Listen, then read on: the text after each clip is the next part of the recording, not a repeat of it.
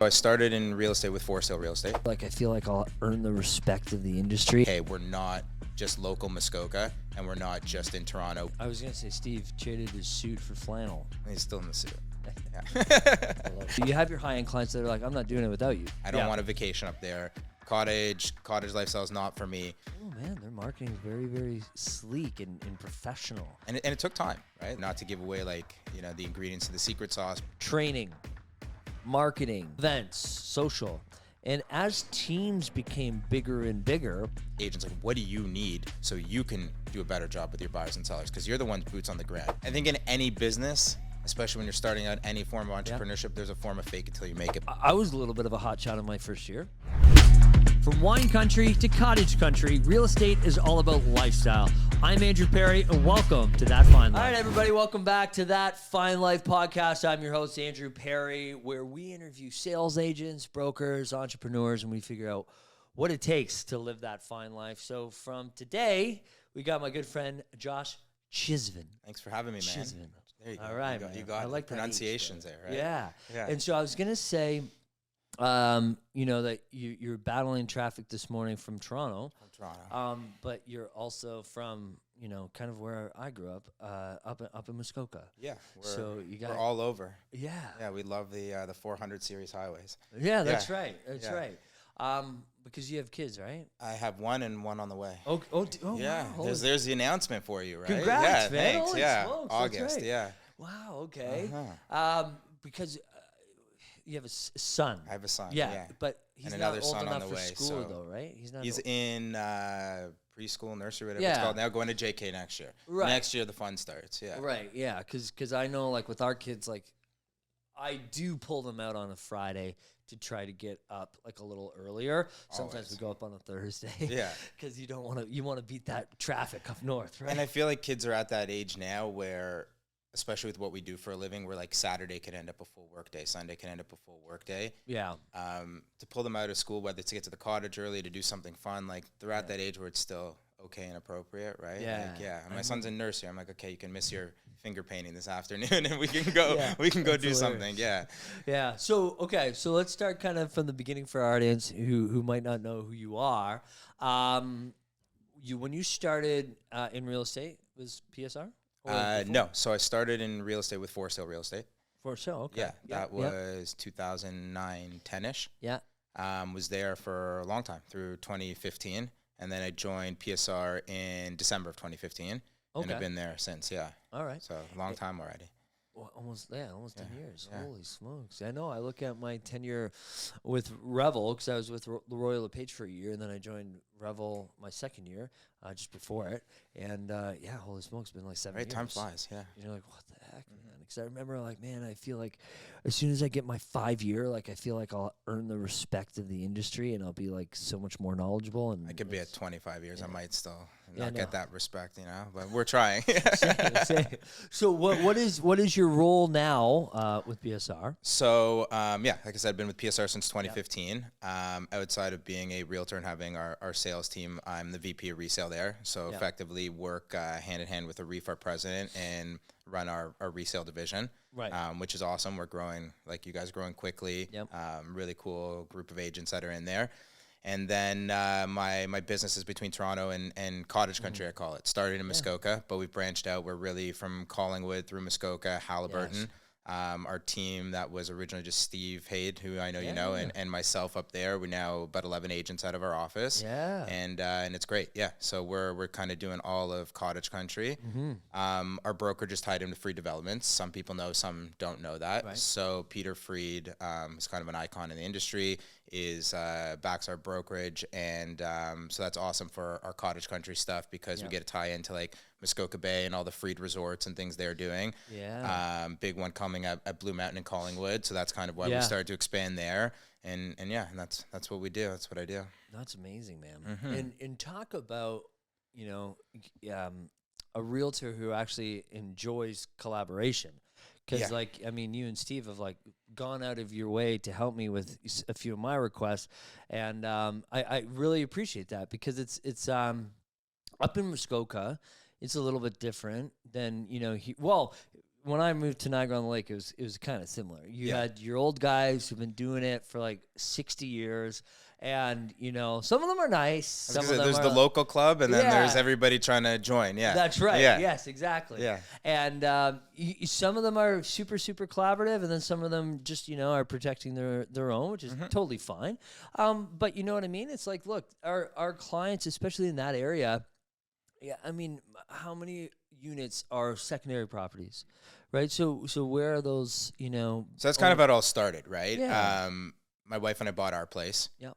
And then started talking to people in my database network, like, hey, bought this cottage. What actually happened is bought my cottage on a Sunday, let's call it, or Saturday, whatever, I don't remember. Yep. Came back to the city, spoke to a client on Tuesday about a different deal that we were working on. He's like, how was your weekend?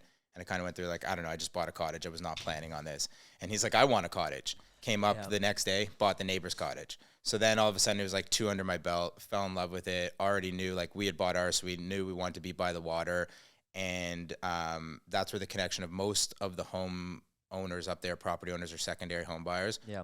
But they're in the GTA somewhere. Right. Somewhere across the GTA. So to make this connection with a new agent and a new relationship, when most people already own their real estate in the GTA, they know their realtor, it's difficult. Right. And there's a disconnect. So we were kind of the first ones that were like, hey, we're not just local Muskoka, and we're not just in Toronto. We kind of do both, go back and forth, Steve and I. Steve and I actually met at PSR in Toronto. Yep. And then I bought my place. He moved up there full time. And then that's kind of when we started to break in. And then, as you said, we've spoken with you and like your clients and helped you out. A huge way for us to get in was collaborating, not just with the agents up there, but agents in the GTA. Like, hey, we're here. If you need help, whether it's on your own deals that you're going to be running, or you want to have like a friendly realtor to actually send referrals to, and a huge chunk of our business up there comes from agent referrals. Yeah. Man, it's just, I was going to say Steve traded his suit for flannel. And he's still in the suit. Where's flannel, but still in the suit. Yeah. I love it. But I think what I've noticed is that I have 2 types of clients that buy up there. One is like, hey, look, they're fairly well off and they want something nice. And they say, look, I really would, I'm not breaking our relationship. Yep. Like, I have it of like, I'm 90% agent to agent referrals. Like, I would love to just send my client to downtown Toronto, because last time I went there, it took me 3 hours just to get onto Lakeshore.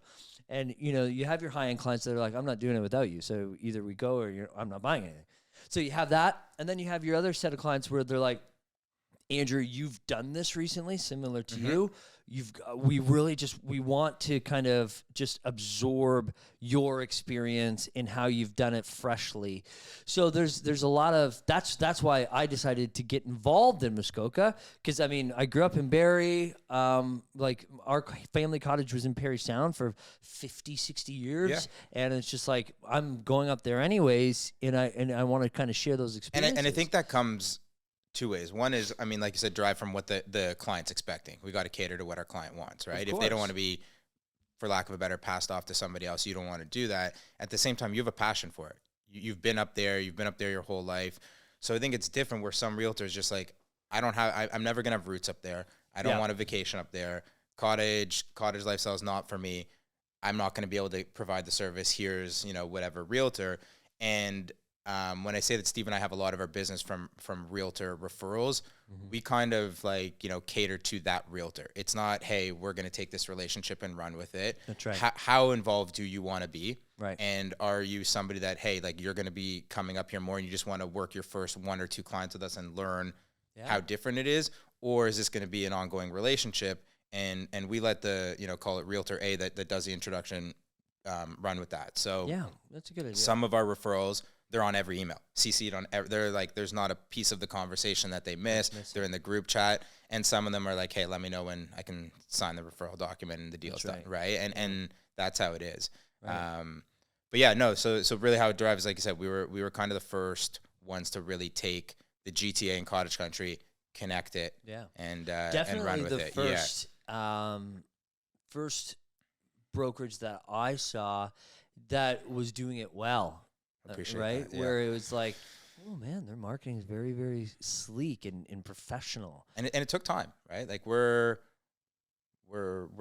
vets there, but we're new. Like we're, I guess, year 5 or 6 of our office being open. Steve and I have been up there 7 or 8 years now, which is crazy. You know, is crazy. How long it's gone. And I find, and like last year, I mean, COVID, everybody was busy up there. And then after last year was the first time we really got broke in, and we were kind of, okay, like you're local realtors now. You're not just the guys from the city. So how long did it take from when you got up there? Because this is very interesting. One of our struggles is from when you got up there to when you started, bringing on new realtors. I mean, are they local?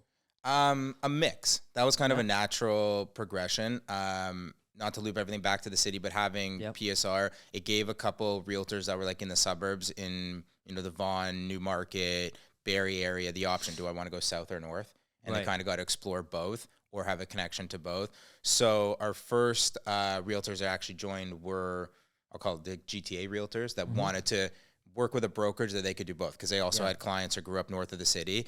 And then we got a few more local agents in, but I'd say, Steve's the most local. Like he's there outside of when he's Costa Rica, he's there full time. And then everybody else is kind of 2 markets. So they'll be between, the suburbs and Muskoka or the city of Muskoka and so on. That's right. Yeah. Yeah. Well, because you guys do a lot together as well. Yeah. So I'm seeing like a lot of, marketing together. PSR is kind of unique in that way. Like I've been in the game for long enough to know the smoke and mirrors of our business. And it's the first, it's the first time that, I mean, even it wasn't always like this at PSR where everybody's collaborative. Like it's a pretty wild thing. And I know everybody talks about culture and the cliche things, but very similar to you guys. Like we have big office meetings. It's not like, oh, this is my client and what I'm working on. It's put it all out on the table. How can help? And not just who's got a property for what, but like I'm dealing with this, who's got advice, who can get involved, what can we run with? There was like an agent open house yesterday. There's probably 20, 25 agents just from our brokerage that are showing up to support. So with Steve and I, that was just like a natural part of our environment. We're kind of doing like not to make an announcement, but a little bit of a shift in our office branding up there to bring the agents more into kind of a singular brand that we can all operate under rather than 11 agents, 11 brands in Muskoka. So it's just a collaboration is like a key part of how we operate the business at PSR as agents. Yeah. Well, I love that because, I mean, like you said, you're still back and forth, and if there's times where you can't make it up there and Steve's up there or your crew's up there, it just kind of makes sense. So from that collaborative culture at PSR, is that something that you had a hand in developing? Was it already there? Because like, I mean, as a VP of resale, I'm sure you've got some responsibilities, right? Yeah, like, I mean, I want to say I have a hand in it, otherwise I wouldn't be doing very well, right? But I think it's something that was underlying. Like people wanted it, and we've had a couple shifts in management and style in PSR over the years. And I think that the group that's there now really wanted something different. Yeah. And not to give away like the ingredients to the secret sauce, but I find that over time of when I've been in the business, the brokerage side of the business shifted, and it kind of broke a little bit. And it went from this place where you were getting a ton from your brokerage, and that's why we pay splits and fees and whatever back to the brokerage, to all of a sudden you're like, running your own business under this other brand without a lot of support other than this thing of like, well, you get to use this big brand name and we're big in this neighborhood or so on and so forth.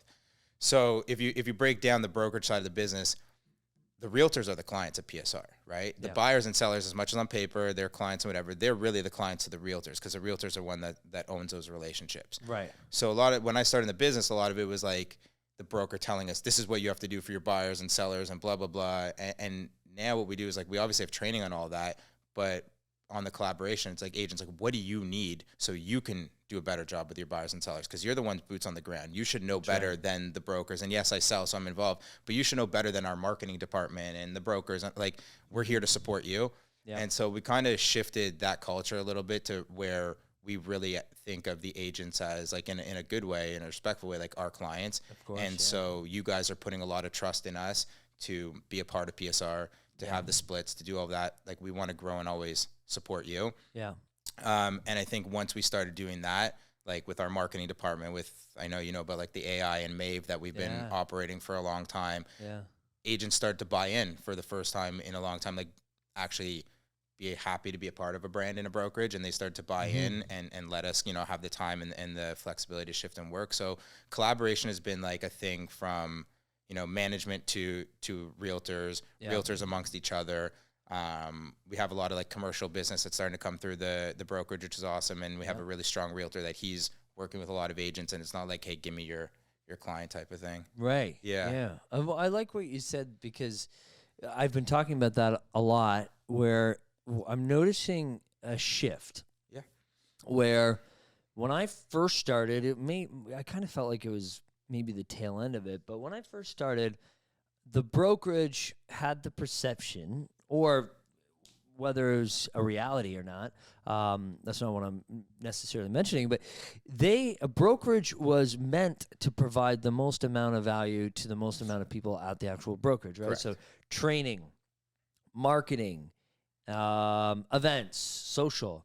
And as teams became bigger and bigger, the teams didn't need any of that. Yeah. Because the teams were almost on their own little island and didn't need any of it. And what I found is like brokerages were spending so much money trying to provide all this value that was really kind of pointless, because solo agents were just kind of gravitating to teams. Yeah. Because especially support. That's right. And one of those things is kind of what I said, like the team leader, the agents, whatever, is the ones with boots on the ground. They're the ones that are shifting with the business. They know what they need. And it's the brokerage to support, not just to be dictating that, right? And in the old brokerage model, especially when it's very neighborhood central, and hopefully I'm not going to offend anybody, but you'd have a lot of management that didn't sell and hadn't sold in 20 years. That's right. So they weren't up to date with not just market trends, but like how buyers and sellers were behaving and what to do. But they're the ones that are supposed to not only be supplying resources, but then training and telling you. And I grew up in a place where I would hear realtors tell me like, oh, I don't want to be at your brokerage because, and not, this was before I was at PSR, because your management sold, like when I was at Forest still and whatever. Yeah. And I would look at them like, this is the best thing ever. We're in different networks. We know different people. Like, we're not going to clash like that. But the fact that my managers, and shout out to like Lahav Raznek and Mike Switzer at Forest Hill, were selling, it's like they were doing what I was doing, but a little bit more experience. So like I got a lot of value in learning from them, right?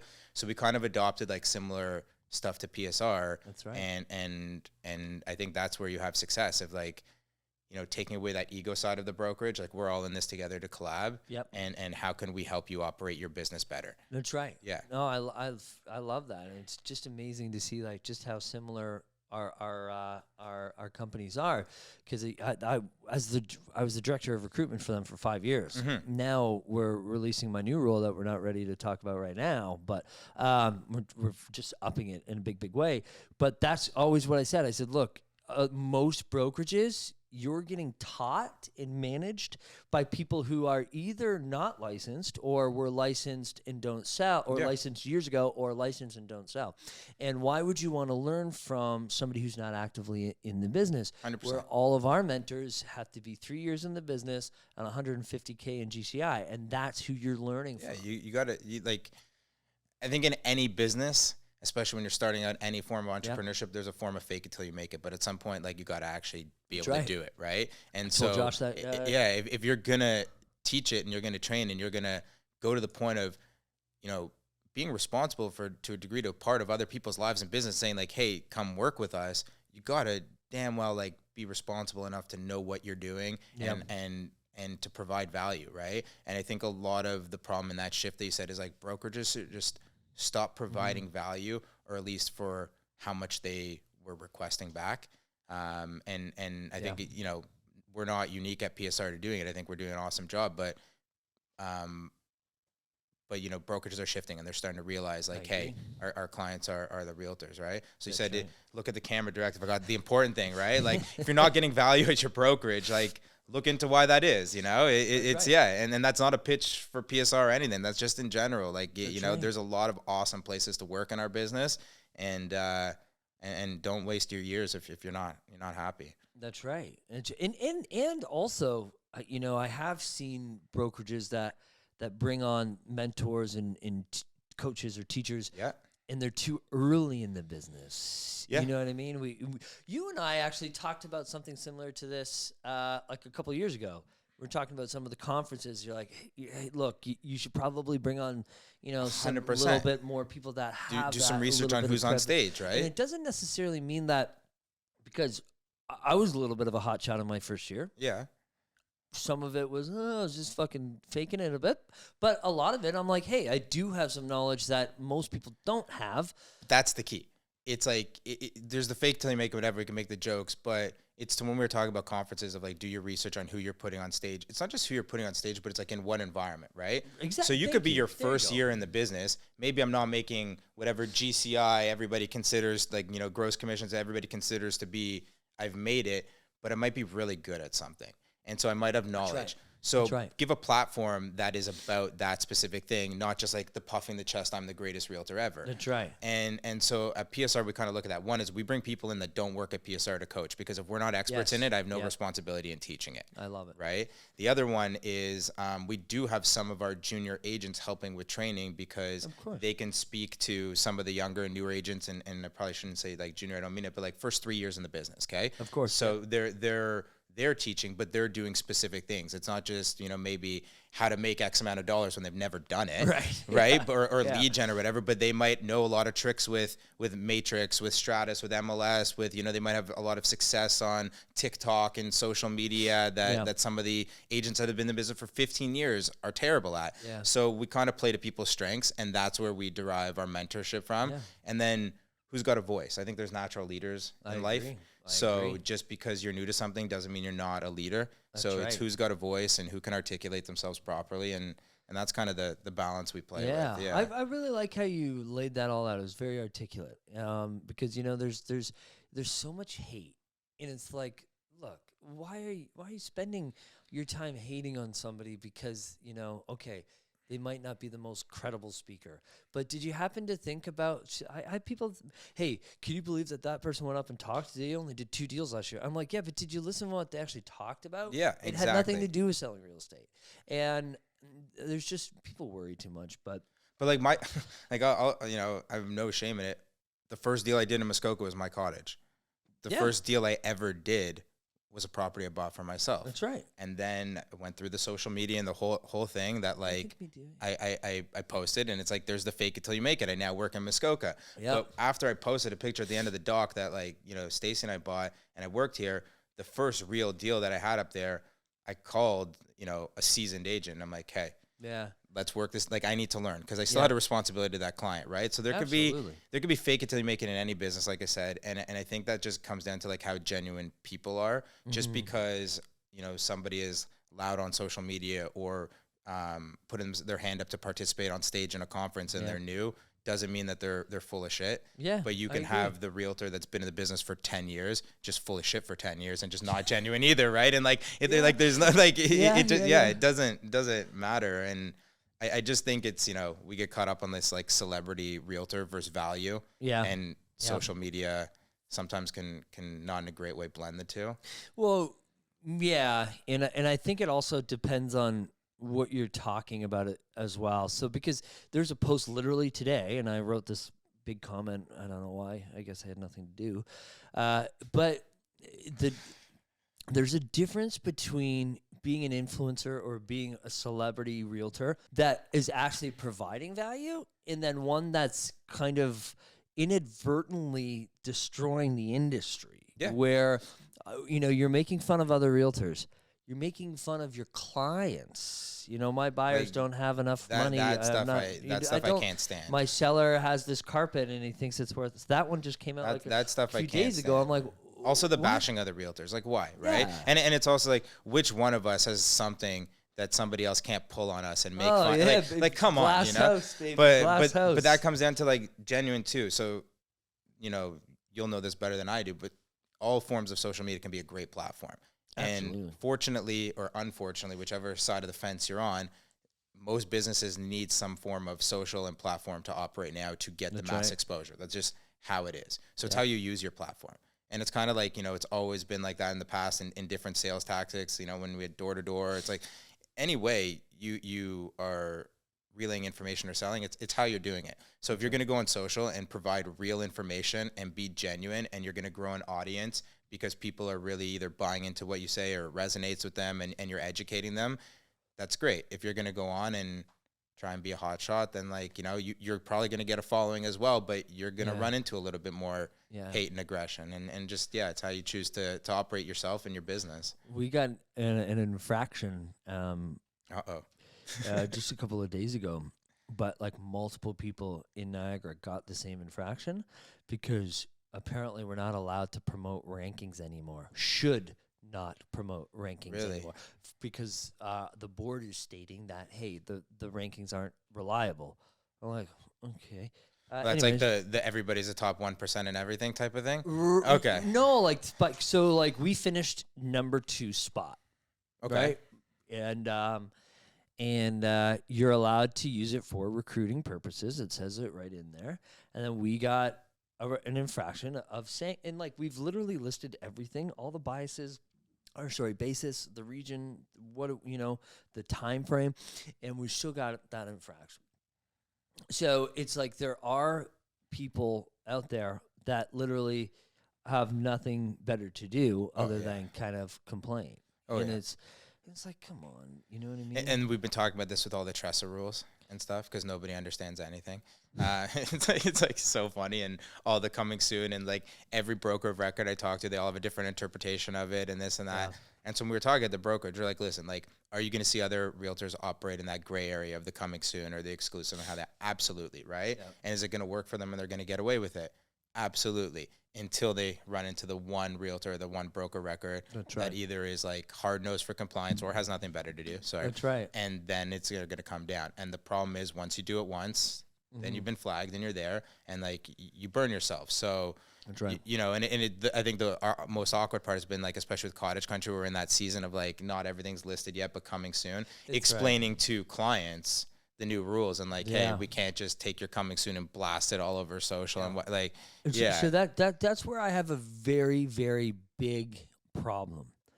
It's terrible. I've got a very big problem with the mandatory insurance, and I've got a big problem. I'm happy to chip in. I don't care about the $700. Yeah. If that makes somebody else's who's less fortunate have access, I'm happy to do it. I just don't want the board to have all my medical information. I've basically you know what I mean? Everything other than post my actual records online. So I don't really mind, but the mandatoriness, and then the fact that you're now telling a seller who owns their own property, who wants to use a realtor, that you cannot promote or market your exclusive listing. So from what I understand, a lot of it is the drive to hold value in the MLS system, which I think is always going to hold value, because how do you play this game without a centralized database? But what you're going to do is you're not going to drive value to the MLS. You're going to drive value to FSBOs. Like, homeowner's going to say, fuck it, I'll sell it on my own, or I'll put the sign up for sale. And like, once you can bring it to market, or you know what I mean? Like they don't care that because we're licensed under X board and we have our responsibilities, that like all of a sudden that's going to impact their property and the value of their property. That's right. And some of the, most high-end neighborhoods, lot of Cottage Country, anybody that wants privacy, sometimes just don't want it on MLS, right? And there are times where I've had that conversation with sellers, like, you're probably going to leave money on the table if you don't get the mass exposure for this specific property. And I don't care. But you know what? I don't care. It is a lot about privacy. But what I've found is that even my clients, my very high-end clients, like the top friggin' 0.1%, like these top, they're like, if I'm paying you, you are finding a buyer, not a buyer's agent. You are finding me that buyer. Same, it works on the buyers too, because they'll be like, but you can't advertise. Andrew, I've seen everything online. If I wanted to buy anything online, I would go and I would buy it. I'm hiring you to find me something. Right. So who the hell are we to tell the sellers that we can't market their house? We can do it one-on-one. Okay, great. So now I got to have 5,000 conversations that might take me 6 months. Crazy. And if they wanted to hone it in a little bit, so like, the coming soon and the exclusive stuff was a little bit more structured, fine. That's one thing. Like, that's how Broker Base started. Broker Base started by being a database for exclusive listings, and now like we operate showings and everything through it. But if they want to, that's fine, right? But now it's like just the hard nose, you can't do it. Like, what does 3 days before going to market do for me? Yeah. Because at that point, I've already prepped everything to go to, like, it doesn't make sense, right? And I agree with, hey, look, COVID was COVID. It was crazy. A lot of us were just going as fast as we could. We're just trying to keep up. Yeah. Yeah, okay, were there bad actors that were trying to double end all their deals by doing the coming soons, like a week in advance? Yeah, okay. But now that's all gone. So if the rates drop, we might experience some type of, competitive activity again. But now you've just created a rule that was based on this one blip in the real estate matrix.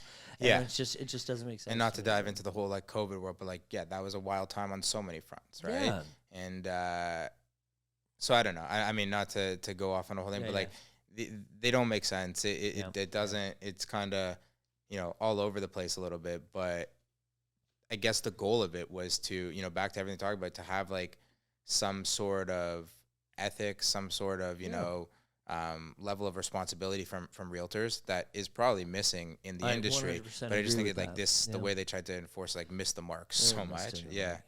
So okay, we're kind of all over on technology here, somewhat Matrix. So Maeve, man, big. Yeah, holy smokes. Yeah.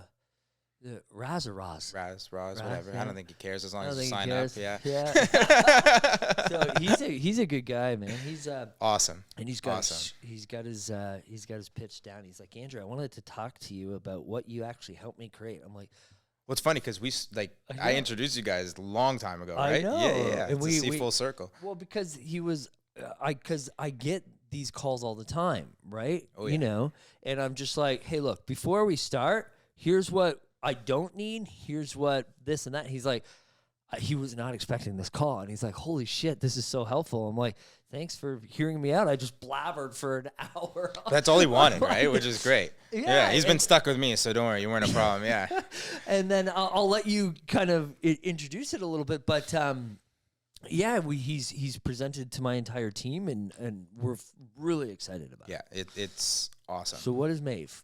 So Maeve. So I mean, PSR has spoken about it. It was at Buzz. People have heard about it. It's the first real AI. I call it companion. Raz might call it something different, but it's an AI companion for realtors, where it's not about replacing realtors. It's not about anything like that. Yeah. It's not about going direct to consumers. It's an AI companion that allows us access to information quicker, allows us access to operate our back end in a more efficient way, and allows us to really do more on the brokerage side and the marketing side, not the coming soon, but on the marketing side. Yeah. And when we're physically in properties, allows us to just, be, I call it a little bit more on the ball with clients. Yes. So it's got two sides to it. One is the whole back end marketing side. I think of it as like Canva on steroids. Yep. So that's where we started at PSR. We were lucky enough to pilot the program with Raz for about a year before it really launched out.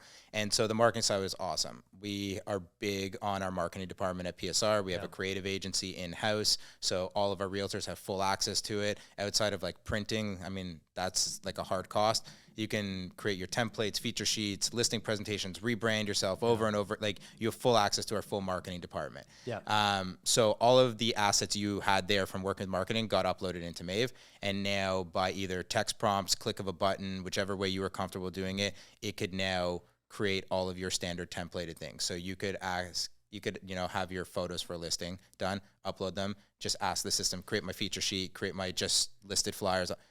Bang, done. Yeah. So you're not sitting there dragging and dropping. You're not paying a graphic designer. Yes. You're alleviating a ton of cost, but time from your business as well. So your efficiency's there. And then it's run by, some of the nice things of AI. They're going to be perfect. It's got engineers in the background and everything. So your marketing materials were just 10 out of 10. And if you wanted to adjust them, you could do a lot of that with the Maeve team. But at PSR, we had the marketing department. So again, why I keep bringing that up was it wasn't brought in to replace our marketing department either. It's almost like a companion to them. So we're big on to the beginning of our conversation, providing services to our agents. This was like taking our marketing department and going 2.0. They now have a tool in-house that for all of their day-to-day stuff, they can have it operating through AI. So now our marketing department was focusing on bigger pitches and presentations that were a little bit more custom and so on. The other side to it, the companion that just launched, is like the greatest thing that I've seen in 15 years in real estate. Yeah. So you now have a companion buddy in your pocket. I'm at a listing. I need to know, other listings in the area, comparable sale, I've showed 10 properties that day. I forget the boundary of the school district, and I just want to confirm. That's right. Ask it. It's like ask anything. I'm going to age myself. Remember, like Ask Jeeves back in the day before Google, like put anything in and it's going to spit out an answer to you. That's awesome. Yeah. And it's anything from, like I said, the comparables and stuff to, is this a good family neighborhood? Is this a, good home for a family of 4? What are, what is the next 5 or 10 years for the neighborhood look like? So if you want to know, can I build on the lot? Can I do it? Like, it's going to have so much information in it.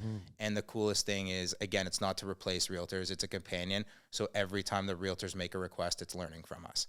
So it's always, the AI is always learning and growing with us. So now you don't miss a beat. There's no information you don't need. Like, I remember going to my first showings, 2010, and I might printed out MLS sheet, and like all the little bits of information are highlighted so that like I can figure out where they are, so I don't miss out.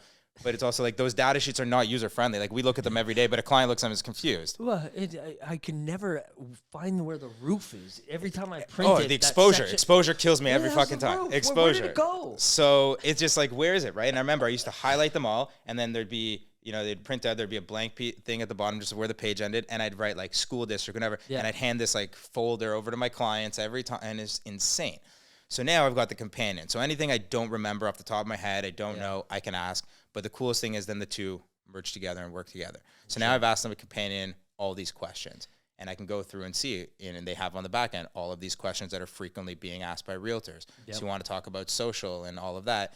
Now we can take all of that data and put it into social posts through the marketing side that are just sitting there ready for you to deploy, that are information for your clients. So, to the traffic we're talking about. How long is it going to take to get from this property to Toronto, or from Toronto to Muskoka? The number one thing we get asked all the time. Like, everybody wants to be within 2 hours of the city, right? Yeah, always. So now Maeve can see I've asked that 10 times, and they're going to put in my marketing back end or spit out, hey, here's a post about all the different lakes and their proximity to Toronto. And now I don't have to build that. I don't have to spend time sourcing the information. Yeah. I can just put that out on my social. It's hooked into your Instagram, whatever. That's so it automatically deploys, and your clients are going to see that. So it's like kind of full circle, right? It's your marketing side. It's your companion when you're at a property. It's thinking ahead to create stuff for your business that you don't have to worry about. Yeah. And then there'll be a ton of back end, which I'm not going to screw up explaining that. I'll come into it. Yeah. So I think the biggest thing is, and it's like,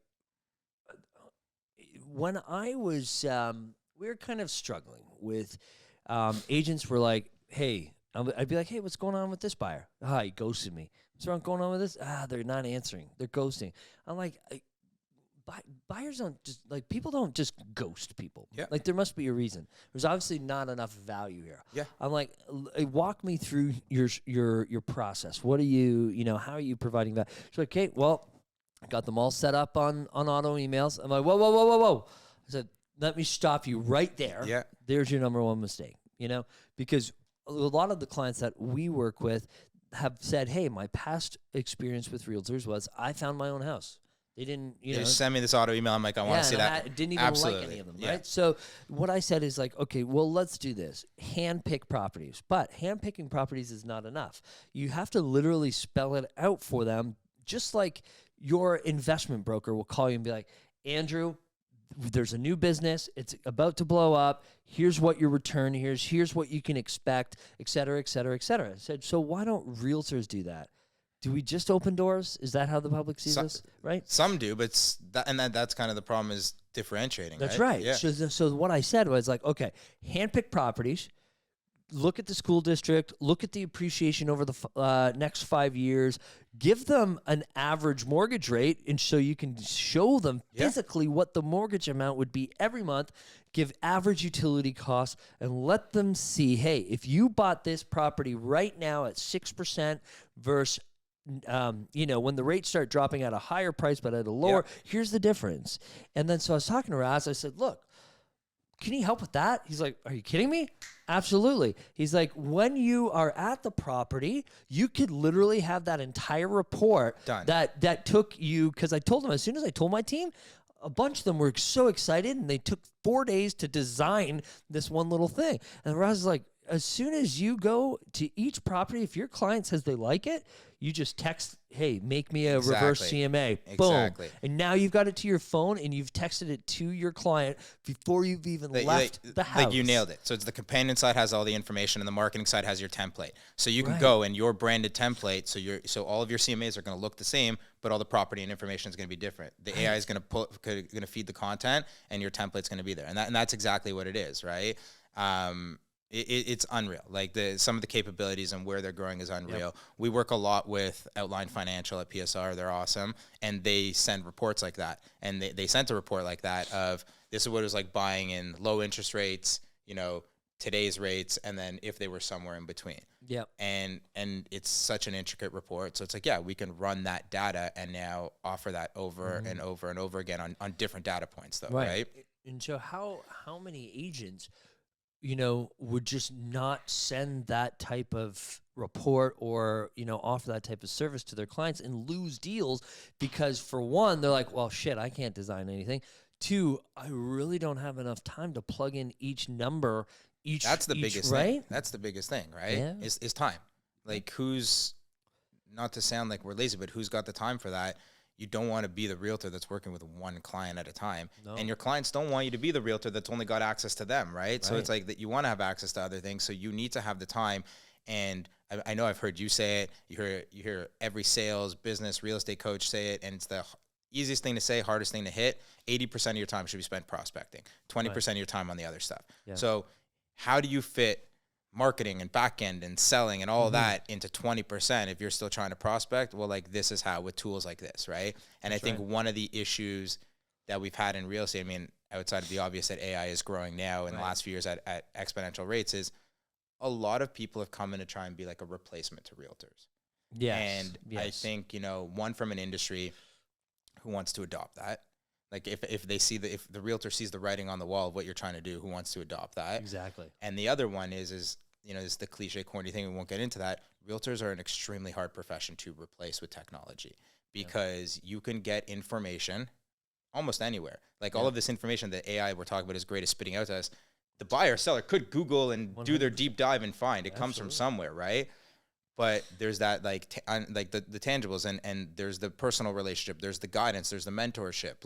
It's kind of the same reason why you can go into these like Wealth Simple and all these simple apps and just put your money and let the AI invest for you. Right. Or you can go to an advisor. And Bay Street hasn't crumbled. There's still a big financial industry that's obviously not run on AI. And it's because people like advice, people like to be spoken to by people they trust. And want that, right? And when you break down real estate, yes, it's a roof over your head, but it's usually people's largest investment and largest purchase that they ever make in their life. And it's hard to do that only through technology. So why, I love Maeve, and as soon as Raz, brought it up to me, I didn't even let him finish talking. I'm like, yeah. I'm in, was because it's the first thing that really is the companion and bridges that information gap between client and realtor in a collaborative way where the client's not like, hey, there's no value in the realtor. They're just getting all this information. And the realtor now has way more information a lot quicker that, they can provide a better service to their client. It's the first, that's why I keep calling it companion. It's really, it's wild. Well, and because, somebody who might be listening to this as a team leader might be immediately thinking okay, well, I'm not going to have to pay my marketing department because I have this, but I'm not going to lie to you. That was my first thought too. Yeah. But then I was like, no. You have a marketing department to market your brand and your services. They're not meant to be sitting there all day doing the physical design. If your marketing department is only graphic design, you're failing. They 100%. Yeah, 100%. Absolutely. And the obvious, it's not going to replace your marketing department by any means. Not at all. It might, allow you to scale and do more with less actual staff in your marketing department. Right. So maybe, yes, it's going to, if you have 3 or 4 people now or 5 or 6, having a tool like this will allow you to do the same thing as if you had 8 or 9 or 10. Sure. That's right. That's an obvious, but that's not unique to Maeve. That's technology in general, right? That's right. Everything kind of grows and that's where we're going. So from that standpoint, sure, if you're a broker, a team leader, a business owner, to have something like this, yes, it'll definitely help support your marketing department to be able to do way more, but it's never going to replace it. No, never. I like that. Okay, man. I think that's a good place to wrap it up.